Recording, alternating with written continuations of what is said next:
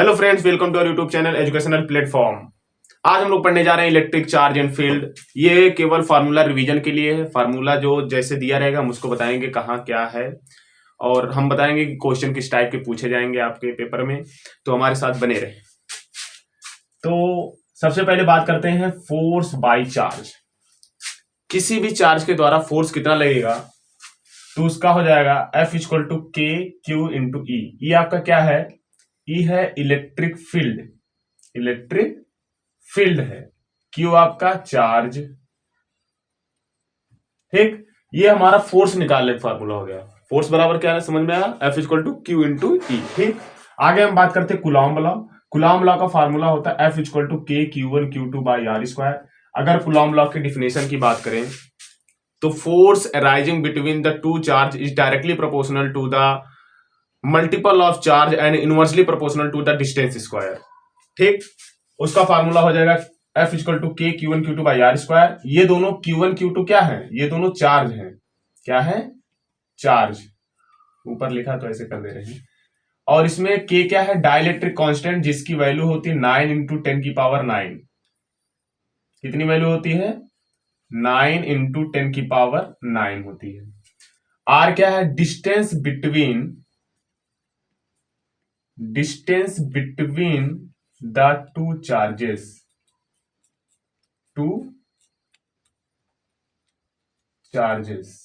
दोनों चार्ज के बीच का डिस्टेंस, डाइलेक्ट्रिक कांस्टेंट। ये हमारा फोर्स निकालने का फार्मूला आ जाता है जो कूलॉम लॉ के द्वारा निकलता है। इसके बाद electric field intensity. Electric field intensity क्या होता है? किसी भी एक पर्टिकुलर चार्ज के द्वारा एक पर्टिकुलर एरिया में कोई टेस्ट चार्ज हम एंटर करते हैं तो उस पर जो फोर्स लगाए हैं वो पर्टिकुलर एरिया क्या कहलाता है? इलेक्ट्रिक फील्ड कहलाता है। तो उसका फार्मूला होता है k q upon r square. Q आपका चार्ज है, आर क्या है? डिस्टेंस है, और के क्या है? डाइलेक्ट्रिक कांस्टेंट, ठीक। आगे हम बात करते हैं डाइपोल मूवमेंट। पहले चीज जानते हैं डाइपोल क्या होता है। Two equal and opposite charges separated by a smallest distance. Small distance के द्वारा दो इक्वल एंड अपोजिट चार्ज को सेपरेटली रखना ही क्या कहलाता है? आपका डाइपोल कहलाता है। और डाइपोल मूवमेंट क्या होता है? Multiple of charge into distance, मतलब multiply of charge into distance. Distance और चार्ज के द्वारा मल्टीप्लाई करेंगे तो वही होगा, क्या होगा? डाइपोल मूवमेंट निकल के आएगा, ठीक। इसका डिनोट कैसे किया जाता है? पी से डिनोट किया जाता है, आपको मैं बताता हूं। ये मान लेते हैं -2 माइक्रोकूलम का चार्ज है, ये +2 माइक्रोकूलम का चार्ज है। इनके बीच का डिस्टेंस ये एल हो गया, ये एल हो गया। तो इसी को हम 2L लिखें, मतलब ये टोटल डिस्टेंस कितना हो जाएगा? 2L का हो जाएगा। तो P equal to Q into 2L, ठीक। अब एट एक्सियल पॉइंट, मतलब एक्सियल पॉइंट पे क्या हो जाएगा? मतलब इस साइड पे एट पॉइंट P, यहां से अगर इसका डिस्टेंस कितना कर दिया जाए? x कर दिया जाए, तो एक्सियल पॉइंट में कितना इलेक्ट्रिक फील्ड कितना निकल के आएगा? तो इलेक्ट्रिक फील्ड का फार्मूला हो जाएगा at axial point due to the dipole movement 2kp by x cube. यहाँ पर P क्या है? आपका डाइपोल मूवमेंट है, x क्या है? डिस्टेंस है, k क्या है? डाइलेक्ट्रिक कांस्टेंट है। अगर इक्वेटोरियल की बात करें, इक्वेटोरियल मतलब एक डाइपोल मूवमेंट ये है -2 माइक्रोकूलम का, +2 माइक्रोकूलम का डाइपोल मूवमेंट है, बीच का डिस्टेंस 2L है, ठीक। एक्सियल पॉइंट तुम्हारा ये हो जाएगा, यानी एट एक्सियल पॉइंट, यानी इस पे पूछेगा अगर डाइपोल मूवमेंट, मतलब इस पे पूछेगा इलेक्ट्रिक फील्ड कितना आएगा ड्यू टू डाइपोल मूवमेंट, तो कितना आएगा? KP by x cube. यहाँ पर 2 KP बाई एक्स क्यूब होता है, यहाँ पर KP बाई एक्स क्यूब होता है। K डाइलेक्ट्रिक कांस्टेंट, P क्या है? डाइपोल मूवमेंट है, और एक्स क्यूब डिस्टेंस हो जाएगा। इसके बाद बात करते हैं टॉर्क क्या होता है। टॉर्क होता है force and multiplied by the perpendicular distance, यही आपका टॉर्क होता है।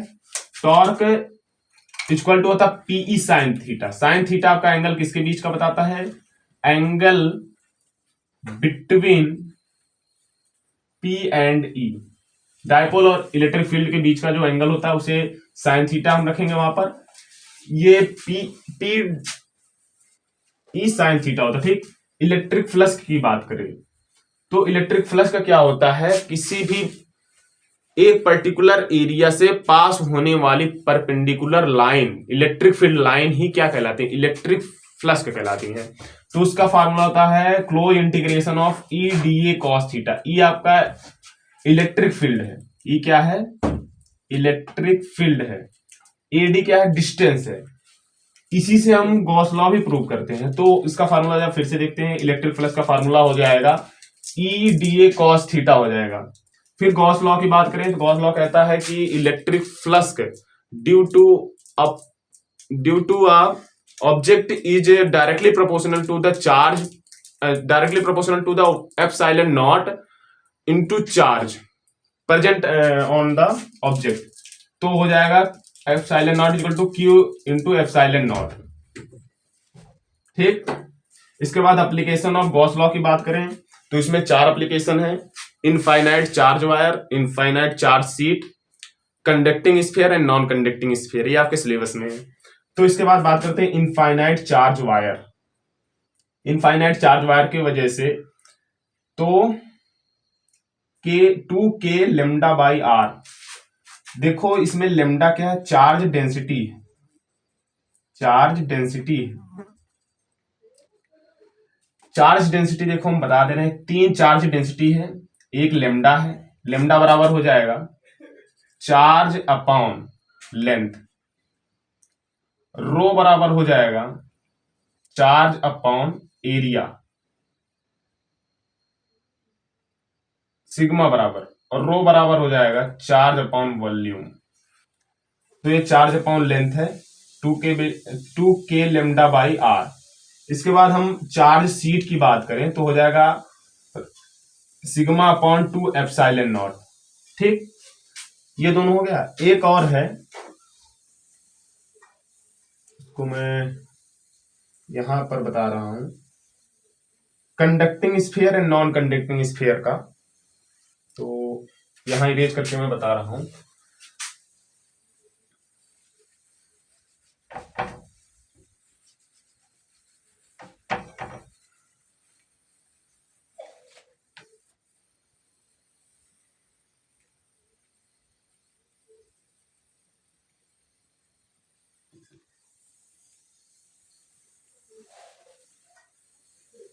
कंडक्टिंग स्फीयर, कंडक्टिंग स्फीयर आपका हो जाएगा जब चार्ज सरफेस पे प्रेजेंट रहे, तो इसमें 3 बनेंगे। एक अगर चार्ज अंदर रहे, एक सरफेस पे और एक बाहर, मतलब ये 1 2 3, अगर इसका रेडियस आर है और इसको टोटल मान ले रहे हैं कैपिटल आर। ठीक, तो अगर capital r is greater than r रहे तो हो जाएगा k q by are square.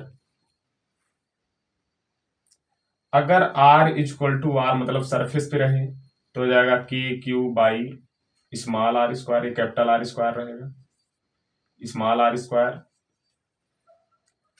अगर इनसाइड रहे यानी capital r is less than r, then electric field कितना निकल के आएगा, 0। ठीक, ये कंडक्टिंग के लिए हो गया। अगर नॉन कंडक्टिंग रहे, नॉन कंडक्टिंग, तो चार्ज इसके अंदर प्रेजेंट रहेगा, फिर से 3 पोजीशंस बनेंगी, एक सरफेस पे, एक सरफेस के बाहर, एक सरफेस के अंदर।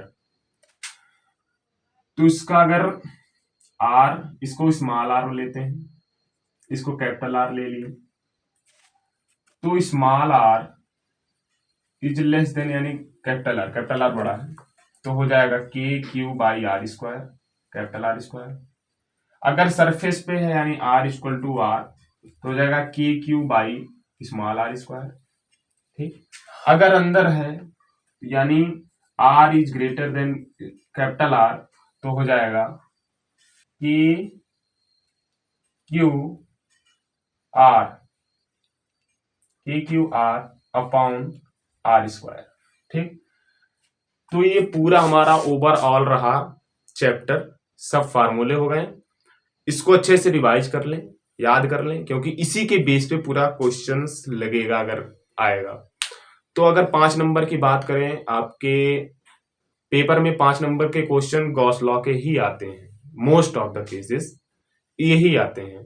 और 1-2 नंबर के हुए तो आपके इलेक्ट्रिक फील्ड के बारे में पूछेगा या कूलॉम्ब फोर्स के बारे में पूछ लेगा। ओवरऑल ये पूरा चैप्टर रहा। Thank you, have a great day.